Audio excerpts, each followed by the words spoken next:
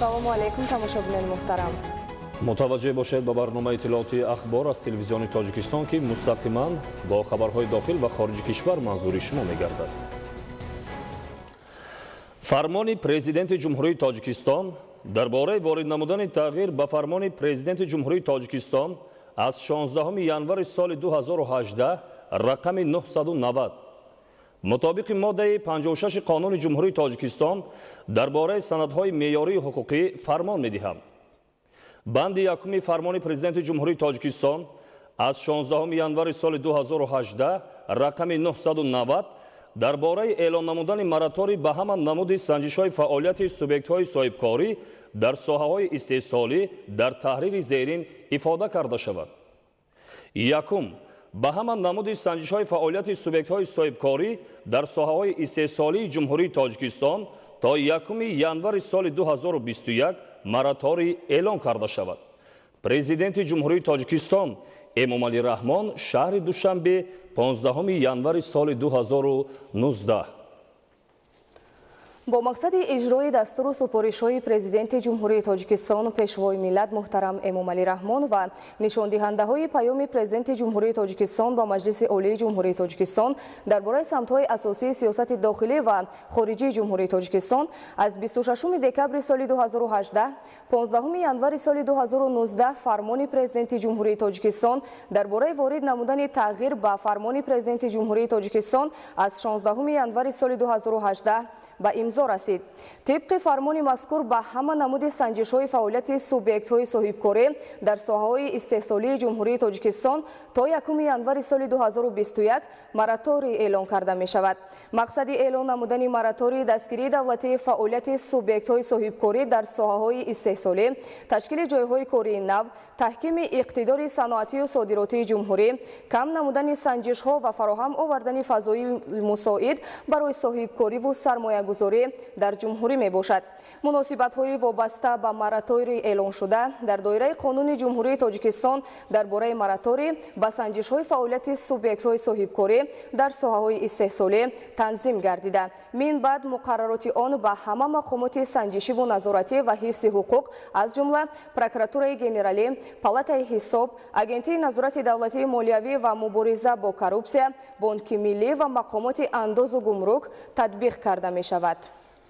امروز تحت ریاست رئیس شهر دوشنبه محترم رستمی امامعلی جلسه جنبستی سالانه مقامات اجرایی حاکمیت دولتی شهر دوشنبه برگزار شد که در آن نتیجه های رشد اجتماعی و اقتصادی شهر در سال 2018 جنبست و وظیفه ها برای سال 2019 معین گردیدند. تاکید شد که در سال 2018 در پایتخت مجموع محصولات منطقوی به بیش از 13.8 میلیارد سامانی برابر گردیده. سرعت افزایش آن نسبت به سال 2017 7.3% و سهم آن در مجموع محصولات داخلی 20.1% را تشکیل داد. گزارش صدرالدین سیراج‌الدین. امروز در تالار مقامات اجرایی حکومت دولتی شهر دوشنبه نتیجه های رشد اجتماعی و اقتصادی شهر دوشنبه در سال 2018 جنبست و وظیفه ها برای سال 2019 معین گردیدند.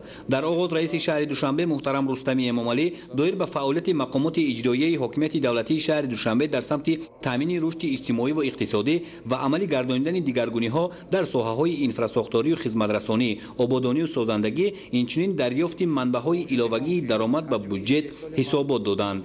رئیس شهر از جمله ابراز داشتند که در سال 2018 مجموع محصولات منطقوی به بیش از 13.8 میلیارد سامانی برابر گردیده. سرعت افزایش آن نسبت به سال 2017 7.3% و سهم آن در مجموع محصولات داخلی 20.1% را تشکیل داد. سرعت افزایش مجموع محصولات منطقوی نسبت به همین دوره سال گذشته 1.1 بند فائزی زیاد گردیده است.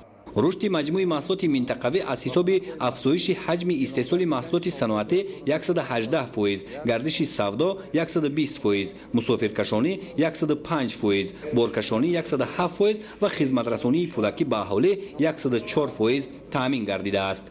رئیس شهر دوشنبه محترم رستم امامعلی اطلاع دادند که استفاده ثمرناک اقتدارهای نو و استحصال محصولات رقابت‌پذیر و واردات عوض کننده امکانیت فراهم آورد که حجم استحصال محصولات صنعتی 18.3% افزایش یافته به 2.2 میلیارد سومانی برابر شود. رئیس شهر دوشنبه محترم رستم امامعلی جهت افزون گردانیدن استحصال محصولات در کارخانه‌های صنعتی شهر دستورها دادند. رئیس شهر دوشنبه تذکر دادند که در دوره حساباتی در پایتخت 22 کارخانه و کارگاه‌های استحصالی به فعالیت آغاز نموده از حساب به کار درآوردن انشاءات و بلند برداشتن اقتدارهای استحصالی و خدمترسانی موجوده در مجموع 27000 جایهای کاری تأسیس و برقرار کرده شد. شماره عمومی سوبیکت‌های خوجگیدار باشد در دوره حساباتی به 42331 عدد رسیده است که نسبت به همین دوره سال گذشته 826 عدد زیاد میباشد. در جمع آمد معاون یکم و معاونان رئیس شهر دوشنبه، رئیسان ناحیه‌های شهر، راهبران ساختارهای تابع مقامات اجرایی حکومت دولتی شهر دوشنبه و راهبران مقامات حفظ حقوق پایتخت دایر به نتیجه‌های فعالیت خود در سال سپری گردیده حسابات منظور نمودند. ضمن تحلیل نتیجه‌های رشد ساحه معارف پایتخت، رئیس شهر دوشنبه اطلاع دادند که در مجموع سال 2018 ساختمان تعمیر و از نوسازی 41 انشاءات برای 25,300 جای نشست عملی گردیده، ساختمان و از نوسازی 16 مؤسسه تعلیمی برای 12508 جای نشست ادامه دارد. رئیس شهر دوشنبه ابراز داشتند که با وجود فراهم گردیدن شرایط مساعد و توجه و دستگیری‌های راهبریت عالی مملکت و مقامات اجرایی حکومت دولتی شهر در ساحه معارف پایتخت هنوز نقصان و کمبودی‌ها جای دارند که باید در کوتاه‌ترین فرصت اصلاح و راه حل خود را پیدا کند. از جمله رئیس شهر به مسئولین مقامات اجرایی حکومت دولتی شهر دوشنبه و ساختارهای داخلدار پایتخت دستور دادند که جهت برطرف نمودن مشکلات ساحه از قبیل پیشگیری جنایتکاری میان خوانندگان مؤسسه‌های تعلیمی، بلند برداشتن سطح کسبی آموزگاران، راه ندادن به قبول نفران غیر اختصاص در ساحه معارف، پیشگیری حالت‌های کورپسیونی، بلند برداشتن سطح تعلیم و تربیت و نظارت به تحصیلات جلب گردیدن خوانندگان حدود شهر دوشنبه در مؤسسه‌های تعلیمی پایتخت تدبیرهای جدی عملی کرده شود. رئیس شهر همچنین از نقصان و کمبودی‌ها در ساختارهای ساحه تندرستی شهر، تامین خدمترسانی با صفت ساحه، تکمیل سطح کسبیت کارمندان ساحه تندرستی، نظارت حالت سانیتاری در مؤسسه‌های اجتماعی و خدمترسانی، تقویت کارهای فهماندهی میان اهالی یادآور شده به مسئولین داخلدار جهت سریع وقت برطرف نمودن نارسایی‌ها سپارش‌های مشخص دادند. جهت به طلبات شهرسازی مطابق نمودن انفراساختار شهر در دوره سال 2018 از جانب مؤسسه و ساختارهای تابع پایتخت در 24 انشاءات از جمله 19 انشاءات راهسازی با درازی 32.5 کیلومتر، در 4 انشاءات ایریگاسیونی با درازی 5.5 کیلومتر و اجرایش کشیدن خطهای افقی در خیابان و کوچه ها به 242 میلیون سومانی برابر گردیده است. قسم درآمد بودجه شهر دوشنبه از روی واردات انداز و پرداخت‌های حتمی 100% اجرا گردیده به بودجه زیاده از 1.6 میلیون سومانی مبلغ وارد شد که این از نقشه پیش بینی شده زیاد است. از موضوعات دیگری که از جانب رئیس شهر دوشنبه به طور عمیق تحلیل و بررسی گردید، رشد ساحه سیاحی و وسعت کارهای آبادانی و سازندگی در شهر به شمار می رود. در دوره اعلام گردیدن سال 2018 همچون سال رشد سیاحی و هنرهای مردمی و با مقصد باز هم آباد و زیبا گردانیدن پایتخت سال سپری شده 102 عدد میدانچه ورزشی و 11 عدد باغ و گلگشت‌های نو بنیاد گردیده، زیاده از 200 بنا پرره رنگ و بار و تجدید گردیده است.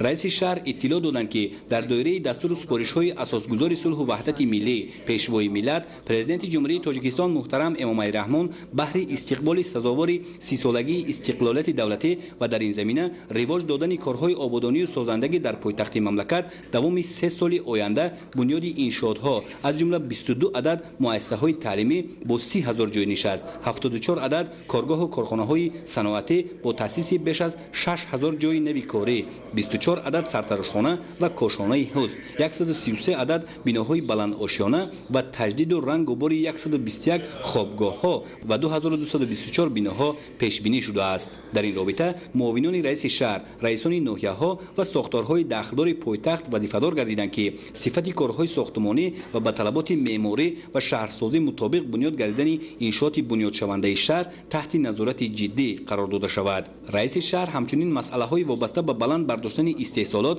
و تأسیس جای‌های نوی کاری، رشد معنویات و تشکل حس وطن‌دوستی و وطنپرستی، تربیت اخلاقی جامعه مطابق با ارزش‌های فرهنگی ملی و عمومی بشری، تامین ولایت قانون و پیشگیری جنایت و جنایتکاری، تامین پرداخت پوره انداز، جستجوی سرچشمه‌های نوی انداز، تامین نمودن اهالی با برق و جمع‌آوری مبلغ استفاده نیروی برق، تقویت کارهای آبادانی و سازندگی، رشد ساحه سیاحت و هنرهای مردمی، تبلیغ و تشویق آداب شهرنشینی میان ساکنان، پیشگیری بیماری‌های سرایتی، نظارت فعالیت فارماسیتی و پیشگیری واردات و فروش داروهای پس‌صفت، ذخیره کافی محصولات عضوقواری، استفاده مقصدناک زمین‌های کشاورزی حدود پایتخت و دیگر مسائل‌های مهم دقت جدی داده در نزد مسئولین ساحه‌های دخلدار وظیفه‌های مشخص گذاشتند. مقامات حفظ حقوق و ترتیبات پایتخت وظیفه‌دار گردیدند که بهر تامین ولایت قانون و امنیت، حفظ حقوق و منفعت‌های شهروندان، پیشگیری جنایت و جنایتکاری چاره‌های بی‌تأخیر اندیشند. رئیس شهر، مسئولین، رئیسان ناحیه‌های پایتخت، راهبران ساختارهای دخلدار و مربوطه مقامات اجرایی حاکمیت دولتی شهر را موظف ساختند که با در نظر داشت برگزاری چاره‌بینی‌های سطح بین‌المللی و جهانی با اشتراک راهبران بیش از 27 کشور عالم سال 2019 در شهر دوشنبه کارهای آبادانی و سازندگی را وسعت تازه بخشند و در معرفی ارزنده پایتخت چون آینه دولت نقش ارزنده خود را گذارند. پس از محاکمه همه‌جانبه اید به نتیجه‌های فعالیت ساختارهای شهر در سال 2018 قرار دخلدار قبول گردیده وظیفه‌ها برای دوره من بعد معین کرده شدند.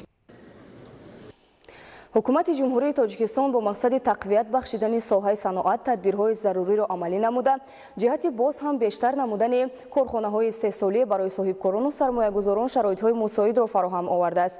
نتیجه همین بود که در 3 سال اخیر حصه ساحه در مجموع محصولات داخلی از 15.2 تا 17.3% افزایش یافته است. برای رسیدن به این مقصد عملی شوی برنامه‌های ساحوی قبول گردیده و لایحه‌های سرمایه‌گذاری تحت نظارت قطعی قرار داشته ثمرانوکی و صفت آنها تامین کرده می شود. گزارش عبدالحمید نصیر. مسلم است که تامین استقلالیت انرژتیکی، استفاده ثمربخش نیروی برق و از بنبست کمونیکاسیونی برآوردن تاجیکستان و به کشور ترانزیتی تبدیل دادن آن، حفظ امنیت عضوقواری و دسترسی اهالی مملکت با غذای خوش‌صفت، اینچنین وسعت‌دهی شغل پرمحصول همچون هدف استراتژی رهبریت عالی دولت و حکومت جمهوری تاجیکستان به حساب می رود. تدریجاً اقتصادیات کشور از شکل اگراری اندوستریالی به اندوستریالی اگراری تبدیل داده می شود. در نتیجه تدبیرهای عملی نموده حکومت مملکت در 3 سال اخیر حصه ساحه صنعت در مجموع محصولات داخلی از 15.2 تا 17.3% افزایش یافت. در رابطه با این و با نظر داشت اهمیت ساحه صنعت و حل مسائل‌های اقتصادی و اجتماعی و تأسیس جای‌های کاری، صنعت کنونی با سرعت کشور هدف 4 ملی اعلام کرده شد. وابسته به این تا سال 2030 حصه ساحه صنعت در مجموع محصولات داخلی به 22% رسانیده خواهد شد. برای رسیدن به این مقصد عملی شوی برنامه‌های ساحوی قبول گردیده و لایحه سرمایه‌گذاری ضرور و سربختی بوده ثمرانوکی و صفت آنها تحت توجه دائمی حکومت مملکت قرار دارد. در این زمینه با مقصد دستگیری صاحبکاران 300 روز اصلاحات اید به دستگیری صاحبکاران و بهتر نمودن فضای سرمایه‌گذاری اعلام گردیده است. صنعت کنونی اقتصادیات این زینه بالاتری رشد می باشد و این صفت بالاتری رشد را تامین کرده می تواند و این هدف البته برای ما خیلی مهم است. برای عملی نمودن این هدف استراتژی، نویل شدن به این هدف استراتژی، اعلان نمودن مراتوری نسبت به سنجش‌ها که با فعالیت صاحبکاری پیوست می باشند، محض فعالیت صاحبکاری استحصالی و این هم کار میکند با اون که منفعت ها در رشد فعالیت صاحبکاری از آن جمله در ساحه صنعت رواج می‌یابد. در برابر این 300 روز اصلاحات ها در جده صاحبکاری اعلام گردید و این هم کار میکند با اون که منفعت ها برای تکون بخشیدن به اصلاحات ها در دایره صاحبکاری از اون جمله صاحبکاری استحصالی از اون جمله در ساحه صنعت افزون می‌گردد. طبق تحلیل کارشناسان در دایره تدبیر اندیشه‌های رهبریت عالی دولت و حکومت مملکت همساله در بازار مهنت 95000 جای‌های نوی کاری تأسیس می‌یابد. بهر اجرای نشاندهنده‌های پیام پرزیدنت جمهوری تاجیکستان با مجلس عالی، رهبریت ولایت‌ها و شهر و ناحیه‌های مملکت جهت جلب سرمایه مستقیم، بنیاد کارخانه‌های نوی استحصالی، به کار انداختن کارخانه‌های از فعالیت бозмонда ва ташкили ҷойҳои нави корӣ тадбирҳои заруриро амалӣ менамоянд. ҳарчанд то андозае дар шаҳру ноҳияҳои мамлакат дар ин самт тадбирҳои зарурӣ амалӣ гардидааст, вале барои расидан ба ин ҳадаф масъулинро зарур аст ки استحصالی بیشتر توجه نمایند تا در برابر تامین اهالی با محصولات مورد نظر و جایهای کاری صادرات آن به بازار بیرون نیز به راه مانده شود. عبدالحمید نظیر، مقصد اخبار. در 5 سال اخیر در شهر وحدت 10 بینای مؤسسه تعلیمی بنیاد و مورد استفاده قرار داده شده است. در دایره تدبیرهای مؤثر آبادانی و سازندگی و استقبال سزاوار از جشن 30 سالگی استقلالیت دولتی جمهوری تاجیکستان ساختمان زیاده از 20 مؤسسه نوی تعلیمی و 145 صنفخانه ایلاوگی به نقشه گرفته شده تدریجاً مورد بهره برداری قرار داده می شوند. گزارش از شهر وحدت. برای فراهم آوردن شرایط ارزنده تحصیل و در این زمینه بلند برداشتن سطح تعلیم و تربیت در شهر وحدت با استفاده شرایط و امکانات مساعد ساختمان بیناهای نوی تعلیمی و صنفخانه‌های ایلاوگی با سرعت ادامه دارد. در جماعت دهات گلستان شهر وحدت با مساعدت مقامات اجرایی حاکمیت دولتی بینای مؤسسه تحصیلات میانه عمومی رقم 94 که برای 480 نفر در 2 بست پیش بینی شده است از نو ساخته شده مورد استفاده قرار گرفت. این مؤسسه میانه تعلیمی دارای 12 صنفخانه بوده برای محصلین در آنها شرایط مساعد تحصیل مهیا کرده شده است. مشکلات نورسایی جای نشست بعد بنیاد و با استفاده دادن بینای نوی مکتب پورا از بین رفته صنفخانه ها با اسباب های عیانی تامین گردیده است. طبق نقشه چهاربینایی که از طرف مقامات اجرایی محلی حکومت دولتی شهر وحدت بررسی کرده شدند با دستگیری مقامات اجرایی محلی حکومت دولتی و دستگیری والدین آموزگاران 154 صنفخانه‌های ایلاوگی و 20 مؤسسه تعلیمی باید که تا عرفه جشن 30 سالگی به استفاده داده شود که ما توانستیم 40 صنفخانه ایلاوگی و 300 جای نشست ساخته با استفاده دهیم. برای خوانندگان مؤسسه تحصیلات میانه عمومی رقم 17 جماعت دهات بهار نیز ساختمان بینای دو آشنای مکتب برای 480 نفر خواننده در 2 بست با 24 صنفخانه با صورت ادامه دارد. ساختمان صنفخانه‌های ایلاوگی و بیناهای نوی مکتب در حدود شهر وحدت با نظرداشت نرسیدن جایهای نشست و بیناهای فرسوده و صدموی برخی از مؤسسه‌های تعلیمی که در آنها تحصیل خوانندگان غیر امکان بود به راه مانده شد. چنین اقدام‌های سازندگی در دهه‌های دوردست شهر وحدت نیز عملی گردیده عین زمان ساختمان و بنیاد مکتب‌ها اوج و سرعت تازه می‌گیرد. در دهه دوردست غسکف جماعت دهات رامیت شهر وحدت بینای مکتب نو و زمانه‌ای و دارای شرایط مساعد به استفاده سپرده شد. این مؤسسه میانه تعلیمی نیز دارای 8 صنفخانه و دیگر انشاءات یورستان بوده در آن در 2 بست 200 نفر به تحصیل فرا گرفته شده است. در جماعت چویانگران ساختمان 11 صنفخانه ایلاوگی در نزد مؤسسه تحصیلات میانه عمومی رقم 58 برای 640 جای نشست مشکلات خوانندگان را در این سهم از بین خواهد برد. در رفت کارهای سازندگی و بنیادکاری بخشیده با آمادگی جشن 30 سالگی استقلال دولتی جمهوری توجیکستان در حدود جمعیت دهات چویانگران تا به امروز 64 انشاءات جشنی ما به نقشه گرفتیم که عین زمان در 62 تا کارهای ساختمانی حسن آغاز بخشیدند و ساختمان با مرام ادامه دارد. ساختمان بیناهای نوی تعلیمی و صنفخانه‌های ایلاوگی در شهر وحدت با استقبال سزاوار از جشن 30 سالگی استقلالیت دولتی ادامه داشته و با استفاده سپردن آنها شرایط تحصیل باز هم بهتر خواهد شد. با استقبال جشن 30 سالگی استقلالیت دولتی جمهوری تاجیکستان در ناحیه نورآباد بینای بیمارخانه برای صدکد و بینای اساسی کمک اولیه طبی برای قبول 150 نفر به استفاده داده می شود. این بینای دو آشیانه در شفت بیمارخانه مرکزی قامت افروخته با انجام کارهای ساختمانی شعبه های نوبنیادی مؤسسه تندرستی از روی لایحه با تجهیزات طبی پورا تامین کرده می شوند. گزارش دیگل محمود از ناحیه نورآباد. حکومت جمهوری تاجیکستان با مقصد پورا کوچانیدن مرکز ماموری ناحیه نورآباد از دهه کمسمال‌آباد به شهرک دربند دوام 13 سال آخر برنامه‌های زیادی را عملی نمود تا دهها انشاءات حیاتاً مهم خواجگی خلق و دیگر انفراساختار ضروری در مرکز ماموری نوبنیاد ساخته به استفاده داده شوند. محض برنامه‌های بنیادکارانه حکومت جمهوری تاجیکستان شرایط مهیا نمود که در این مدت دهها بینای ماموری تشکیلات اداره‌های ناحیوی بنیاد شده. همزمان ساختمان 8 انشاءات تعیینات گوناگون در مرکز شهرک دربند از حساب مبلغ‌های وزارت و اداره‌های جمهوری ادامه داشته. سال جاری بیشتر بیناهای ماموری به استفاده داده می‌شوند. ساختمان قسمت دوم بینای کسلخانه مرکزی شهرک دربند برای صدکت دارای 16 حجره طبابتی و بینای اساسی کمک اولیه طبی برای قبول 150 نفر بیمار و 14 حجره کاری عبارت بوده. کارهای ساختمانی در انشاءات قریب 3 سال باز ادامه دارد. عین ها کارگران جمعیت دارای مسئولیتش محدود رمزی است کارهای ساختمانی را از روی نقشه فرمایشگر در آشانه یکم و دوم بینای قسمت دوم کسلخانه اجرا کرده ایستادند. بیمارخانه برای 100 که ساخته میشه و پلیکلینیکا برای قبول 150 نفر. باز 10 نفر کار کرده ایستاده است. خب کارهای اندوهگری را سر کردیم. حاضر در داخل امارات در قبط یکم کار کرده ایستادیم. با گفت ساختمانچان برای اجرای کارهای پیش بینی شده تمام شرایط‌های ضروری فراهم آورده شده است تا بیناکاران قسمت دوم بینای کسلخانه شهرک دربند را در مهلت معین شده به انجام رسانند. با استفاده دادن بینای نوی زمانوی در شهرک دربند و تجهیزانیدن شعبه های طبابتی با تجهیزات طبی شرایط فراهم می‌آورد تا طبیبان مؤسسه حفظ صحتی عامه صفت خدمت رسانی را به اهالی باز هم بهتر و خوبتر نمایند. ایدیگولی محمود دادرجان میرزازاده برای برنامه اخبار از ناحیه نورآباد. کارخانه فرعی آب و کاریزی شهر و نویه‌های منطقه یک ولایت سوق در تأمین مرکز ولایت و شهر و نویه‌های اطراف آن مسئول بوده اقتدار خود را در روند تطبیق برنامه و لایحه‌های دولتی تقویت می‌بخشد. در این مدت از جانب کارخانه مذکور نسازهای آبکش تعمیر و نوسازی گردیده اقتدار آبرسانی آنها به مراتب بالا برداشته شد. گزارش اهل دین نورالله.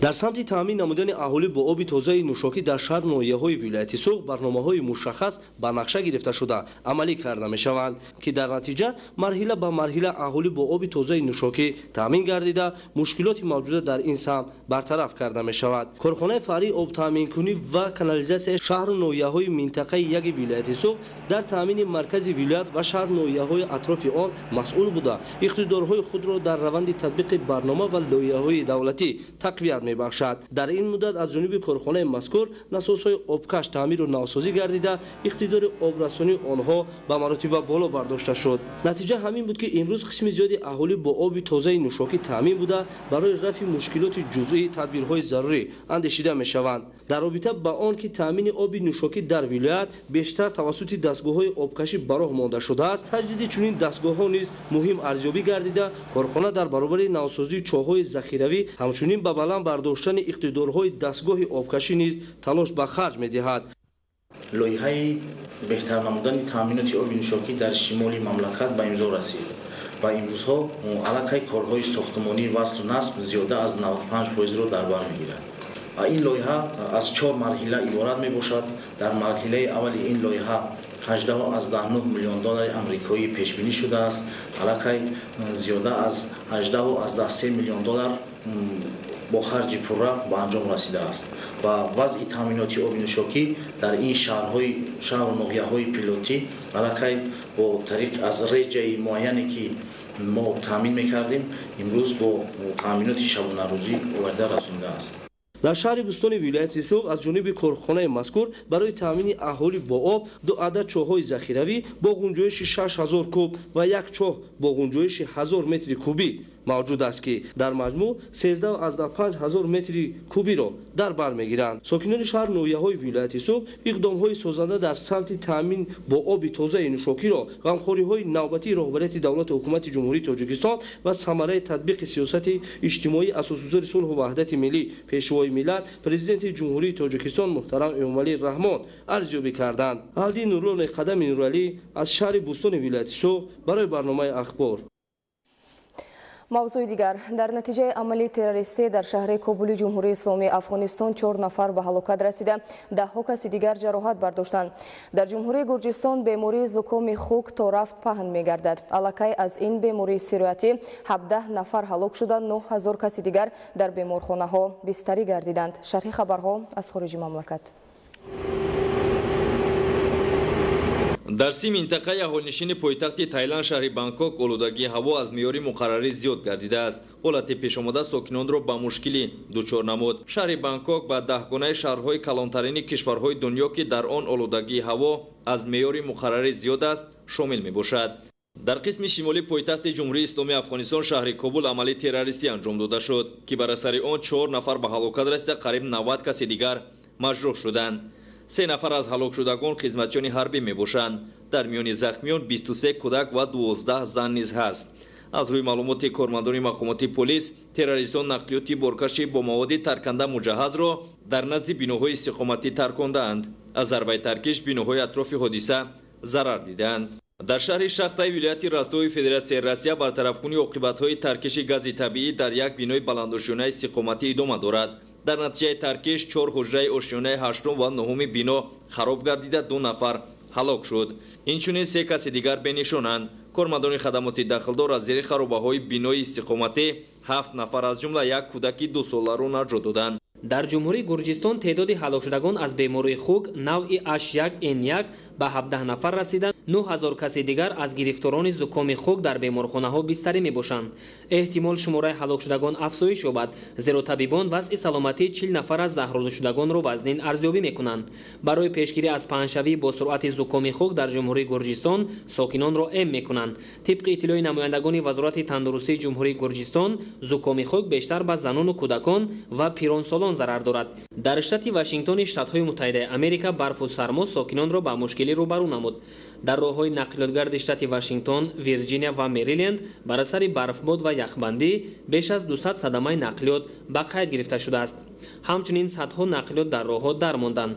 аз сабаби бориши шадиди барф кормандони хадамоти коммуналӣ наметавонанд роҳҳоро аз барф тоза намоянд. ҳамзамон аҳолии даҳҳо минтақаи штатҳои мазкур аз истифодаи барқ маҳрум монданд.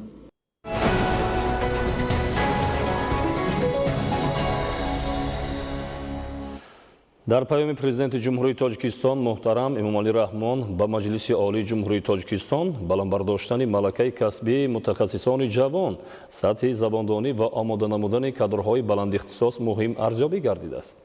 яке аз муассисаҳои муҳими омодасозии мутахассисон донишкадаи идоракунии давлатӣ назди президенти ҷумҳурии Тоҷикистон мебошад. айни замон дар донишкадаи мазкур кадрҳои ҷавон аз рӯи ихтисосҳои соҳаи идоракунии давлатӣ, иқтисодӣ ва менеҷер барои такмили ихтисос ба таҳсил фаро гирифта мешаванд. гузориши Хуршедаи Наҷмиддин ва Аҳлиддини Карим. дар замони соҳибистиқлолӣ бо ибтикороти наҷиб ва ҳадафҳои ояндасози пешвои миллат муҳтарам Эмомалӣ Раҳмон ба масъалаи дастгирии давлатии ҷавонон таваҷҷӯҳи бештар зоҳир гардида, баҳри муҳайё намудани шароити мусоиди таҳсил ва ҷалби бештари онҳо ба корҳои давлатӣ тадбирҳои зарурӣ андешида мешаванд. фароҳам овардани шароит ва имкониятҳои фарроғ баҳри омӯзиши илм аз дастовардҳои маҳсуб меёбанд ки ба ҷавонони Тоҷикистон дар солҳои соҳибистиқлолӣ ба даст омадааст. тӯли як сол мешавад ки ин даргоҳи маърифатро бо илму дониши замони навин аз худ намуда тамоми донишу малакаи аз худ кардаамонро баҳри рушду намӯи ҷумҳурии Тоҷикистон дар самти идоракунии давлатӣ, хизмати давлатӣ ва фаъолияти худро ба роҳ монда ҳамчун мутахассиси ҷавон дар соҳаи хизмати давлатӣ кору фаъолият намоям. дар идомаи таваҷҷӯҳ ба татбиқи сиёсати давлатии ҷавонон аз ҷониби асосгузори сулҳу ваҳдати миллӣ, пешвои миллат, президенти ҷумҳурии Тоҷикистон муҳтарам Эмомалӣ Раҳмон дар роҳи расидан барои таъмини рушди ояндаву шукуфоии мамлакат ба онҳо ҷиҳати ифодаи эътимод, имкониятҳои фарроғ фароҳам оварда шудааст. дар ин самт маросими хатм ва супоридани дипломҳои магистрҳо дар соли 2018 дар донишкадаи идоракунии давлатӣ назди президенти ҷумҳурии Тоҷикистон шаҳодати ин гуфтаҳост ки дар он ба 68 нафар ҷавонони болаёқат унвони дараҷаи магистрӣ дода шуд. фаро гирифтани мо ҷавонон ба донишандӯзӣ, фароҳам овардани шароити муносиб дар муассисаҳои олии касбӣ таълимӣ ва ҷойи кор далели гуфтаҳои боло буда масъулияти бонувонро дар ин самт бештар менамояд. дар давоми як сол мо магистрантон эҳсос намудем ки беҳтарин шароити таҳсил барои мо ҳам фароҳам оварда шуд. бовар мекунонем ки дар фаъолияти кориамон чун бузургони худ пиндори нек, гуфтори нек, рафтори некро шиёри худ қарор дода, ҳамчун ворисони асили ин сарзамин дар амалӣ гаштани адафҳои олии пешвои миллат тамоми дониш ва маҳорати касбии худамонро дар ин роҳ сарф хоҳем кард. барномаи мазкур ин дар тайёр намудани кадрҳои баланд ихтисоси соҳаи идоракунии давлатӣ ва баланд бардоштани сатҳи касбӣ ва салоҳиятнокии хизматчиёни давлатӣ дар ҷумҳурии Тоҷикистон мебошад. имрӯз мо шоҳиди он ҳастем ки дар донишкадаи идоракунии давлатӣ назди президенти ҷумҳурии Тоҷикистон ҳам маросими хатми магистрантҳои соли 2018 баргузор шуда истодааст, ҳам оғози таҳсил барои магистрантҳои соли 2019 ва ин магистрантоне ки имрӯз дар муддати 1 сол дар донишкада таҳсил карда нозукиҳои касби идоракунии давлатиро аз худ карданд. албатта бо он дониши андӯхтаи худ мо умед дорем ки ба мақомоти давлатӣ баргашта аз ҳамун донишҳои андӯхтаи худашон барои самаранокии фаъолияти хизмати давлатӣ барои рушди давлату давлатдорӣ хизмат мекунанд. аз соли 2009 то соли 2018 600 нафар магистрантон аз ҳисоби хизматчиёни давлатӣ донишкадаи мазкурро хатм намуданд. дар давоми таҳсил таҷрибаомӯзӣ, тренингҳо, сафарҳои омӯзишӣ, семинарҳо ва курсҳои забономӯзӣ пешбинӣ гардиданд ки бо ҷалби мутахассисони баландихтисоси дохилию байналмилалӣ ба роҳ монда шуда пас аз хатми бо муваффақияти он ба довталаб унвони магистр дода мешавад. хуршидаи наҷмиддин, аҳлиддини карим, душанбе, ахбор. аз ҳисоби заминҳои бекорхобидаву доманакӯҳҳо майдони боғу токзор васеъ карда мешавад. дар ноҳияи Ёвон бунёди 7 гектар боғи нави мевадиҳанда оғоз гардид. Наврӯзшоҳи Азизулло ва Баҳодури Қурбон аз ноҳияи Ёвон гузориш медиҳанд. бо назардошти он ки таъмини сабзиши ниҳоли дарахтони дар ин давра шиноидашуда эътимоднок аст, дар ноҳияи Ёвон бунёди боғҳои намунавиро равнақ медиҳанд. дар ҳудуди ҷамоати деҳоти Гулсара Юсуфова бунёди 7 гектар боғи нав дар заминҳои Талу Тепа оғоз гардид. аҳли заҳмати хоҷагӣ деҳқонии қамбарӣ ниҳоли дарахтони бодом, олу, себ ва дигар намудро мешинонанд. дар маҷмӯъ хоҷагӣ 15 гектарро ташкил медиҳад ва аҳли заҳмат нақша доранд тадриҷан дар ин заминҳои лалмӣ 14 гектар боғи нав бунёд намоянд. амалӣ намудани ин тадбири муҳим аз нишондодҳои паёми президенти ҷумҳурии Тоҷикистон муҳтарам Эмомалӣ Раҳмон ба маҷлиси олӣ бармеояд ки бояд барои бунёди боғ асосан заминҳои бекорхобида ва доманакӯҳҳо аз худ карда шаванд. Талу тепаҳои ки намнокиашон ба парвариши боғу тогзорҳо мусобиқат мекунад, бунёди боғу тогзорҳоро бароҳ мондем. соли равон дар маҷмӯъ дар ноҳияи Ёвон дар майдони зиёда аз 10 гектар боғи нав бунёд хоҳад шуд. барои амалӣ намудани ин тадбир кишоварзон бо истифода аз имкони мавҷуда ва тавсияи мутахассисон корҳои кабудизоркуниро равнақ медиҳанд. васеъ намудани майдони боғу тогзор ва ба ин васила афзоиш додани истеҳсоли меваҷот дар ноҳияи Ёвон дар доираи барномаи рушди соҳаи боғу тогпарварӣ дар ҷумҳурии Тоҷикистон барои солҳои 2016-2020 сурат мегирад. ҳамин аст ки бунёди майдони нави боғот бо назардошти таҷрибаи илмиву амалӣ сурат гирифта кишоварзон талош доранд дар дурнамои пешбинишуда нишондоди намунавӣ пешниҳод намоянд. соли 2018 дар ноҳияи Ёвон дар майдони 9 гектар боғу тогзори нав бунёд карда шудааст. ҳамзамон дар ин баробар барқароркунии боғу тогзорҳо низ идома доранд. дар давоми 5 сол дар ноҳия 60 гектар боғу тогзорҳои нав ба нақша гирифта шудааст ки аз ин 43 гектар боғ ва 17 гектар тогзор мебошад. дар давоми 3 соли амалигардини барнома дар ноҳия зиёда аз 61 гектар боғ бунёд гардид ки 101% дурнамои барномаро ташкил мекард ва то ин замон 9 гектар тогзор бунёд гардид. дар баробари бунёди майдони нави боғот дар кӯчаҳо ва боғи марказии ноҳияи Ёвон ниҳоли дарахтони ороишӣ ва сояафкан шинонида мешавад. чунин тадбирҳои ободонӣ аз тарафи мақомоти иҷроияи маҳаллии ҳокимияти давлатии ноҳия бо ҷалби сокинони маҳаллӣ ва соҳибкорон сурат мегирад. ҳамзамон дар доираи омодагӣ ба ҷашни 30-солагии истиқлолияти давлатии ҷумҳурии Тоҷикистон боғи марказии ноҳия навсозӣ гардида барои фароғати сокинону меҳмонони ноҳияи Ёвон шароити замонавӣ фароҳам оварда мешавад. дар фабрикаи паррандапарварии агарчаи ноҳияи Муминобод боз як коргоҳ барои парвариши зиёда аз 14 000 сар парранда ба кор омода карда шуд. то моҳи марти соли равон коргоҳи чоруми фабрика низ пурра навсозӣ карда мешавад. фабрикаи паррандапарварии агарча пас аз 6 сол аз нав ба кор шурӯъ намуд. идомаи мавзӯъ дар гузориши Сайҷафари Маҳмадалӣ ва Хуршиди Нодирхон. дар ноҳияи Муминобод тибқи нақшаи чорабиниҳо бахшида ба истиқболи ҷашни 30-солагии истиқлолияти давлатии ҷумҳурии Тоҷикистон ки як банди нақша чорабинии мазкур ба кор андохтани корхонаву коргоҳҳои аз фаъолият бозмондааст бо ибтикори мақомоти иҷрои ҳокимияти давлатӣ аз ҷониби соҳибкорони маҳаллӣ барои бо гӯшти парҳезӣ парранда таъмин намудани бозори истеъмолӣ фабрикаи паррандапарварии якарча аз нав ба кор шурӯъ намуд. давоми зиёда 6 соле ки фабрика аз фаъолият боз монд дар ин давра коргоҳҳои парвариши чӯҷа таъмирталаб гардиданд. бо ин мақсад баробари افزونیدن 20000 دانه تخم در تجهیزات بخش شجاع‌براری با جلب کارگران متخصصان تعمیر و نوسازی کارگاه‌ها نیز آغاز گردیده در نوبت اول 2 عدد یون پوره به کار آماده کرده شد و تا ماه مارس کارگاه چهارم نیز برای پرورش بیش از 14000 سر پرنده نوسازی کرده می شود. بعد از سال نو با کار آغاز کردن فابریکه پرنده پروری اکرچا سیم سیخ است که ما تیار کرده استیم. در هر یک سیخ امکانیت داریم که تا 13-14 هزار چوجه را ما می‌دونیم که پرورش کنیم. در دو سیخ حاضرشان 19000 چوجه پرورش کرده استیم. در ادامه چنین کارهای نوسازی و فعالیت پوره بخش شجاع‌براری باید من بعد در هر یک کارگاه فابریکه به طور مرحله‌ای پرورش پرنده برآ مانده شود. در این کارگاه نزدیک 10 روز است که چوجه پرورش کرده می شود. در کارگاه دوم باشد الکی بیش از 5000 سر پرنده بعد 1.5 ماه پرورش که وزن هر یک سر پرنده قریب به 2.5 کیلوگرم برابر گردیده است. روزهای نزدیک ضبط پرنده شروع شده باید 15 تن گوشت پرهیزی به بازار استعمالی پیشنهاد کرده شود. به اندیشه متخصصان شرایط این موضع در همه فصل سال برای پرورش این نوع پرنده خیلی مطابق است. امروزها با استفاده از انگشت هر یک کارگاه وابسته به دوره پرورش پرنده از 22 تا 33 درجه گرمی تامین کرده می شود. محض این عامل و رعایت دیگر طلبات کار ساحه است که هر یک سر پرنده وابسته به معیار تامین خوراک و دوره پرورش از 100 تا 150 گرم زیادتر وزن می گیرد. با نظر داشت چنین برتری از نو به کار انداختن فابریکه پرنده پروری یکرچه برای با گوشت پرهیزی تامین نمودن بازار استعمالی مفید ارزیابی کرده می شود. در نهایت تا این دوره خوجگی دهقانی پرنده پروری بابونه به استحصال گوشت پرهیزی پرنده مشغول بود. حساب به کار شروع کردن فابریکه دایره فعالیت خوجگی مذکور نیز در سمت پرورش و استحصالات رشد خواهد کرد. طبق معلومات عینی حال در ناحیه مومن‌آباد در همه شکل‌های خوجگیداری 97810 سر پرنده پرورش کرده می شود که 9955 سری آن به بخش خوجگی‌های دهقانی و 19802 سری آن به فابریکه پرنده پروری یکرچه راست می‌آید. تا آخر ماه ینور در فابریکه پرورش باز 20000 سر پرنده برآ مانده می شود که افزایش این سرشمار برای زیاد شدن نشانداد استحصالی و درآمد اقتصادی فابریکه مساعدت خواهد کرد.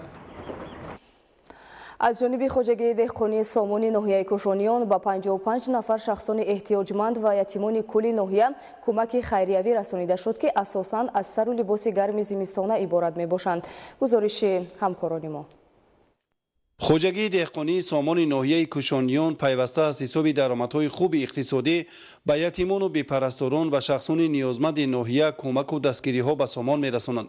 خوجگی مذکور سیرساحه بوده از حساب پخته‌کاری، گرمخانه‌های لیمو پروری، شرایط اقتصادی سهامداران را بهتر می‌گرداند. تأسیس گرمخانه‌های میوه‌های سیتروسی در خوجگی دهقانی سامان نتیجه‌های خوب به بار آورد. کمک نوبتی به 55 نفر یتیمان و شخصان یکه و تنهای ناحیه کوشانیان از حساب درآمدهای برزیاد همین خوجگی راه‌اندازی کرده شد. طور ذکر گردید انجام چنین تدبیر خیر در زمینه دستور و هدایت‌های حکومت مملکت راه‌اندازی شده عامل بهتر گردیدن روزگار این طبقه جامعه دانسته می‌شود. با دستگیری مقامات اجراییه و خوجگی دهقانی سامان به 55 نفر یتیم کل ناحیه سر و لباس گرم زمستانه تقدیم کرده شد. همین گونه اقدام‌های خیر و ثواب در همه عید و مراسم و فرصت‌های علاهیده نیز به سامان رسانیده شده قلب آنها بالیده گردانیده می‌شود.